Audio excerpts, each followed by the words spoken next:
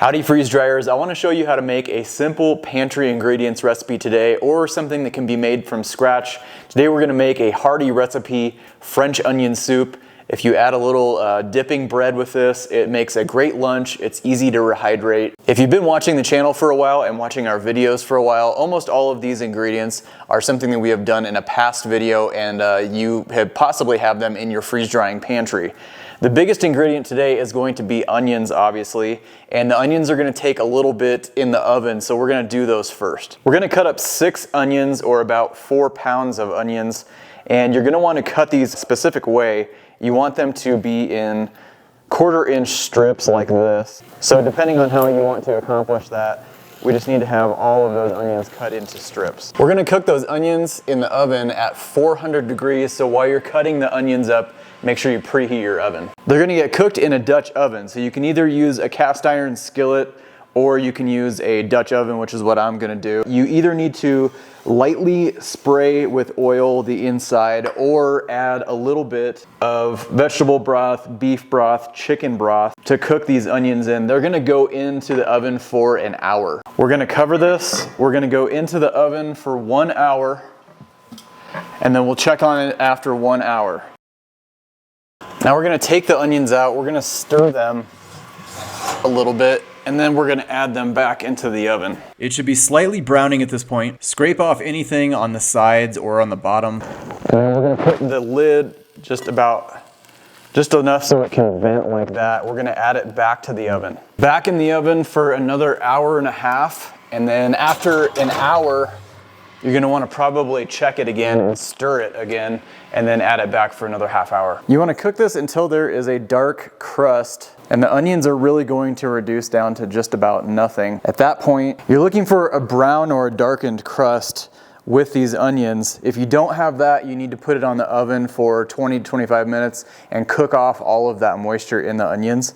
We're now going to add 4 cups of broth, and that can be a mixture of vegetable broth, it can be a mixture of beef broth, chicken broth, any type of broth that you want. You're going to want 6 cups of broth total. Then we'll add 2 cups of water. Then we'll add a little thyme. If you're using fresh thyme, you want about 4 to 6 sprigs. We'll add a bay leaf in there. A little bit of salt. We're going to bring this up to high heat and try and bring it to a boil. You're going to want to scrape all of the sides and get all of that crust off of the sides and on the bottom, and make that part of your mixture of the soup. Right when this reaches a boil, you're going to want to cover it, take it down to a simmer, and we're going to let it simmer for half an hour. All right, now we can see how much this yielded us, and that way you can figure out how much this is going to produce to go onto your freeze dryer tray, whatever size freeze dryer you have. If you used a bay leaf and a sprig of thyme or sprigs of thyme, you need to remove those at this time too. You're just going to discard those. You don't need them any longer. Looks like the recipe yielded us just under 8 cups. I'm going onto a small tray today,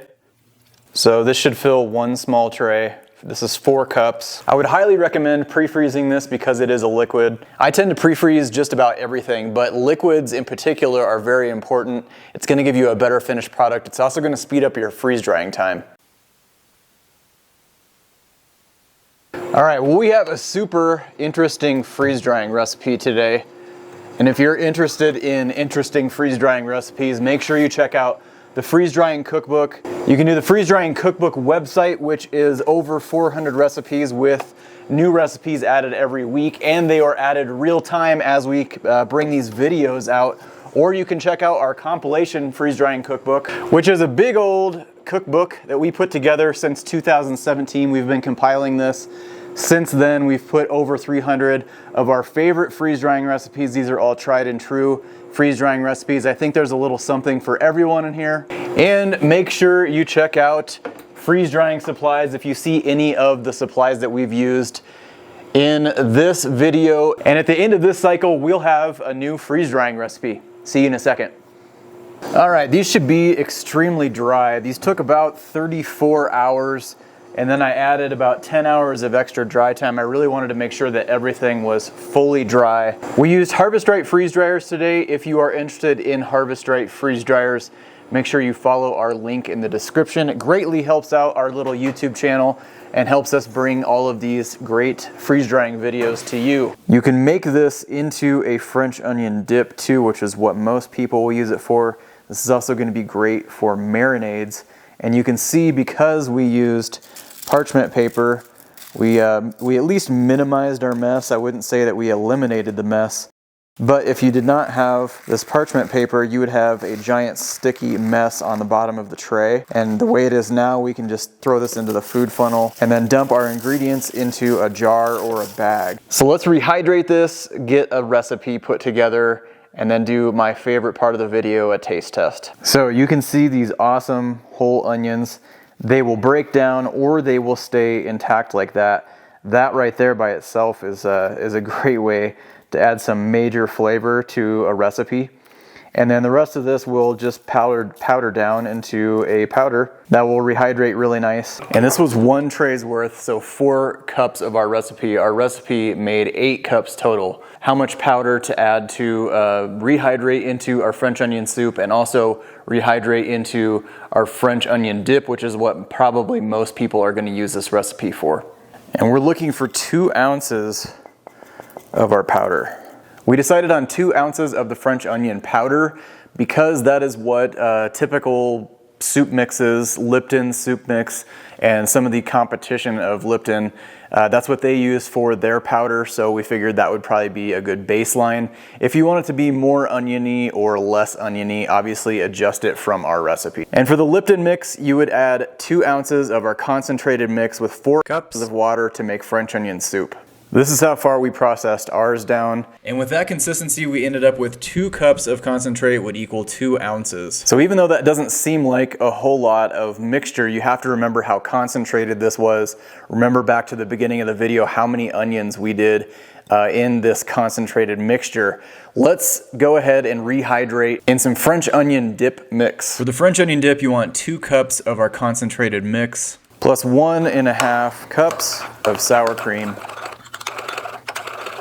Some parsley, if you like parsley. And this can either be ready to go right now, or you can let this sit even overnight and let this rehydrate some more, and it will just continue to keep adding flavor. And this is just another one of those freeze drying recipes that you can leave in your pantry. You can rehydrate it quickly if you have guests, or if you just want an appetizer for dinner. It's a great thing to have on hand in your pantry. A lot of recipes call for French onion soup mix, and you can make your own from scratch, have it freeze dried, and it'll just be ready to go whenever you need it. Hey, are you unlocking your full potential as a freeze dryer? If you're not signed up for the freeze drying community email list, you're missing out on pro freeze drying tips and freeze dryer giveaways, the latest sales, inspirational people in the freeze drying community, as well as invaluable food storage recipes. And most important, unlocking your inner freeze drying guru. Click the first link in the description to get signed up.